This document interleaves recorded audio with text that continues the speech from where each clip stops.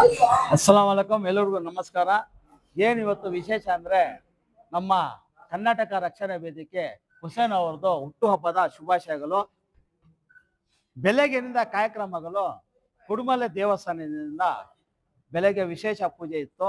ಆಮೇಲೆ ಬಾಬಾ ಹೈದರಲಿ ದರ್ಗಾದಲ್ಲಿ ವಿಶೇಷ ಕಾರ್ಯಕ್ರಮ ಇಟ್ಕೊಂಡಿದ್ರು. ಮತ್ತೆ ಇಲ್ಲಿ ಶ್ರೀನಿವಾಸ ಸರ್ಕಲ್ನಲ್ಲಿ ಅನ್ನದಾನ ಕಾರ್ಯಕ್ರಮ ಮಾಡಿಕೊಂಡು ಮತ್ತೆ ಅದೇ ರೀತಿಯಾಗಿ ಕುರುಪೇಟೆನಲ್ಲಿ ಸರ್ಕಾರಿ ಶಾಲೆ ಮಕ್ಕಳಿಗೆ ತಟ್ಟೆವನ್ನು ವಿತರಣೆ ಮಾಡಿದರು. ಅದೇ ರೀತಿಯಾಗಿ ಎಲ್ಲರೂ ನಮ್ಮ ಕರ್ನಾಟಕ ರಕ್ಷಣಾ ವೇದಿಕೆಯಿಂದ ಎಲ್ಲರೂ ಮುಖಂಡರು ಸೇರಿ ಒಂದೇ ಸಮಾನಾಗಿ ಹುಸೇನ್ ಅವರ ಹುಟ್ಟುಹಬ್ಬವನ್ನು ಆಚರಣೆ ಮಾಡಿದ್ರು. ಅದೇ ರೀತಿಯಾಗಿ ಇಲ್ಲಿ ಲಾಸ್ಟ್ ವಿಸಿಟ್ ಇದು ಶೋರೂಮ್ ಸುಜುಕಿ ಶೋರೂಮ್ ನಲ್ಲಿ ಒಳ್ಳೆ ರೀತಿಯಾಗಿ ಕೇಕ್ ವಿತರಣೆ ಎಲ್ಲ ಮಾಡಿಕೊಂಡು ಎಲ್ಲರೂ ಬಂದು ಎಲ್ಲ ಇದು ಮಾಡಿದ್ದಾರೆ.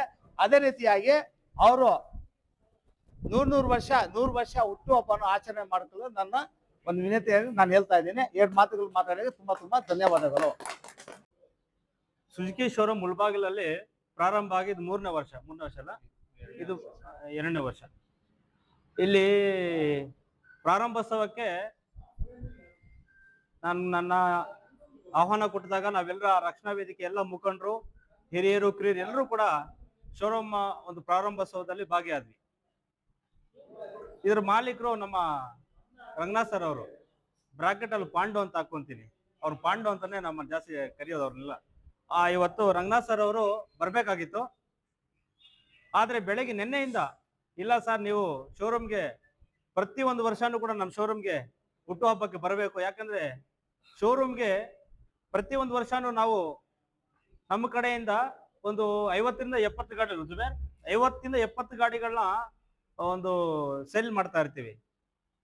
ಇಲ್ಲಿ ಗ್ರಾಹಕರಿಗೆ ಕಳಿಸ್ಕೊಟ್ಟು ಕಡಿಮೆ ದರದಲ್ಲಿ ಅವ್ರಿಗೆ ಏನು ಗಾಡಿಗಳನ್ನ ಪ್ರೈಸ್ ಬರ್ತದೋ ಆ ರೇಟ್ ಕಡಿಮೆ ದರದಲ್ಲಿ ಸಾರ್ವಜನಿಕರಿಗೆ ಅನುಕೂಲ ಆಗೋ ರೀತಿಯಲ್ಲಿ ನಮ್ಮ ಸುಜುಕಿ ಶೋರೂಮ್ ಮಾಲೀಕರಾಗಿರೋಂತ ರಂಗನಾಥ್ ಸರ್ ಅವರು ಆ ಒಂದು ನಿಟ್ಟಿನಲ್ಲಿ ಅವರು ಬಿಡದಿಯಲ್ಲಿದ್ದಾರೆ. ಇವಾಗ ಅವ್ರು ಬೆಳಗ್ಗೆ ನನಗೆ 10 ಫೋನ್, ಸಾರ್ ಮಿಸ್ ಮಾಡಬೇಡಿ, ಬರಬೇಕು ಅಂತ.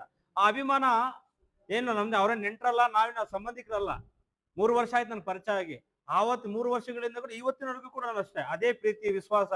ಯಾರೇ ಅವರು ಶೋರೂಮ್ ಬಂದಾಗ ಬಡವರಿಗೆ ಅವ್ರಿಗೆ ತುಂಬಾ ಅನುಕೂಲ ಮಾಡಿಕೊಟ್ಟು ಅವ್ರು ಗಾಡಿಯನ್ನ ವಿತರಣೆ ಮಾಡ್ತಾರೆ.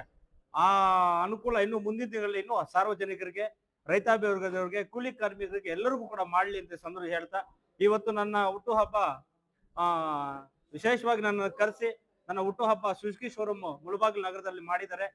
ಮುಂದಿನ ದಿನಗಳಲ್ಲಿ ಪ್ರತಿಯೊಂದು ತಾಲೂಕಿನಲ್ಲೂ ಕೂಡ ಸುಜುಕಿ ಶೋರೂಮ್ಗಳನ್ನ ಪ್ರಾರಂಭ ಮಾಡಲಿ.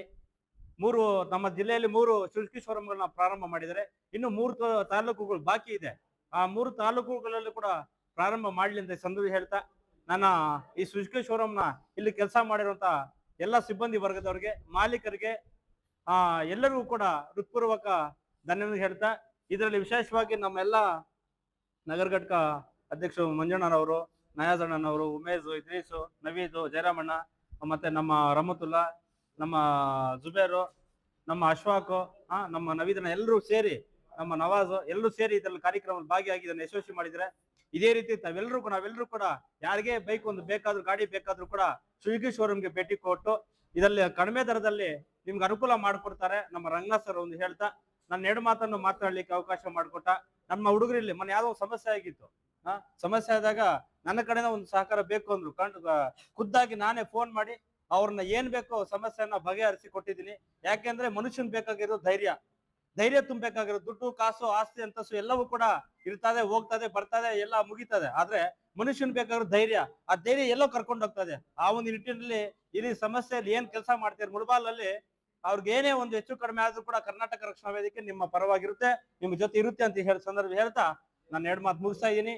ಜೈ ಹಿಂದ್, ಜೈ ಕರ್ನಾಟಕ, ಮತ್ತೆ ನಮಸ್ಕಾರ.